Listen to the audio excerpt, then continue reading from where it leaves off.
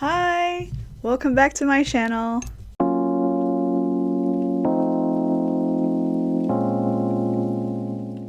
As some of you may know, I just got married in Vietnam last year, October, and it was amazing! Yes, it was a lot of coordination and a lot of planning. It's not easy to plan a destination wedding, but we made it happen. Although, as a planner in my corps and a wedding coordinator, there are things that I wish someone told me before I started planning my own wedding. And here they are.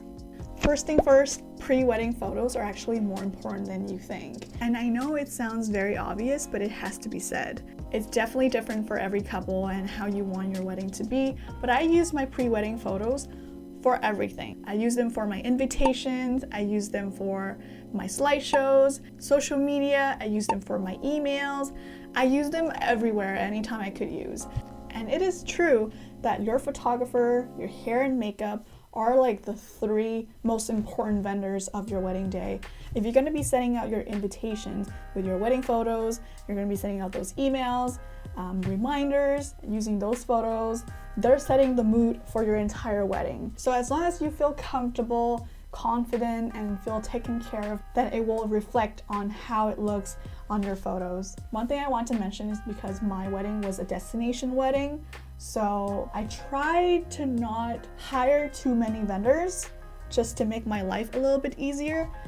But for photographers, you don't want to cheap out on them. A lot of the time, people will use the same photographer for your pre-wedding photo shoots and your wedding day.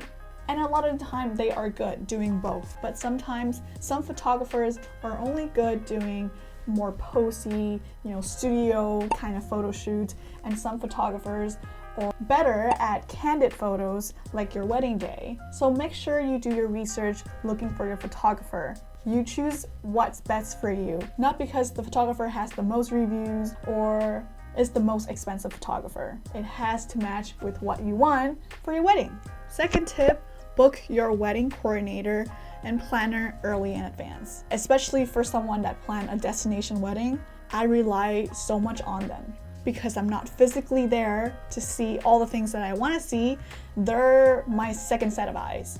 And it also applies for couples who are not very sure about what their whole vision is going to look like, or you have a lot of ideas but you haven't nailed down to one, or with couples who are very busy and don't have 24/7 to plan their wedding. Then looking for a wedding planner or coordinator early advance will save you money and time. From my experience, I was honestly overconfident because I thought, oh, I was born in Vietnam, I know everything about the city, so I get everything all together. I don't need someone else to help me. But having someone who understands the logistic, the vendors, the timelines, makes everything smoother. They're not there to take over control of everything unless that's what you want, but they're there to make things smoother. If you're someone who already knows everything, who already has everything planned, and you only need someone to help you on the day of, then you can consider a daily coordinator. Tips number 3 is to add on to my tip number 2, choose a coordinator that you can vibe with and work with.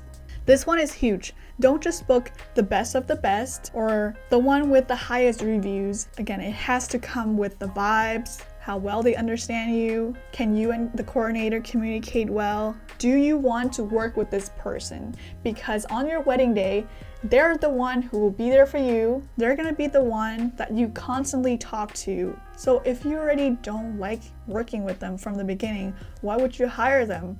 Usually the most experienced wedding planners or coordinators are for those couples who have no clue, zero clue what they want to do for the wedding. But if you already have some of your ideas and you just really want someone to help you on the day of, then it all comes down to the connection and the vibes. The vibes.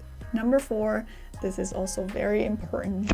One decorator doesn't always fit all spaces. This is a mistake I made for my wedding. I didn't do enough research to know that my decorator was very good with small spaces, but not so much with bigger spaces. In the morning, we had a tea ceremony. They decorated my parents' house and it turned out beautiful and I loved every bit of it. But for our reception at the hotel, the space was much bigger. So me being a very over-controlling kind of bride, I could see that there's a gap between the decoration I have during my tea ceremony and the reception. If you're doing both small and large events, make sure that your decorator can handle both, or you can also hire 2 separate decorators. Number 5, don't let wedding invitations drain your energy and time. This is definitely something I wish someone told me earlier. Wedding invitations can quietly eat up your time, your budget, your energy, your mental health. I spend way too much time and energy and effort into making the best of the best wedding invitations that nobody else has ever received it. And it stressed me out so much. And now that I think about it, it's not even worth it. I was looking at different type of luxury paper, custom designs, multiple inserts, and all of that adds up very quickly. But then I realized that the fact that most guests will just take a look at it and then they look at the location, they look at the time, they look at the date, and then they move on with their life. I mean, of course there are people who will appreciate your wedding invitation, but most people just want to know where it is, when is it happening. That's it. That money is often better off spending on other things for your wedding. Spend on the things that people can actually experience. The food, your drinks, the entertainment, or just less stress for you. You set a budget, you pick something you like within that budget, and you stop there. Number 6, a good wedding website can save your sanity. One thing I highly recommend to all the couples out there is to set up a really good wedding website. A lot of them are free, and the website I use was also free. Or you can also spend a couple dollars on the domain to make it look nicer, but it wouldn't be that expensive. All of my emails redirect my guests to go to my website, and it makes guest communication so much better. You can always update the information on your website and avoiding answering the same questions over and over again. You update it once on the website and everybody gets the latest information. It was so helpful planning a destination wedding for me. And last but not least, prepare your mentality for complaints. Because no matter how good you plan your wedding, no matter how well everything goes, there will always be that someone who likes to complain.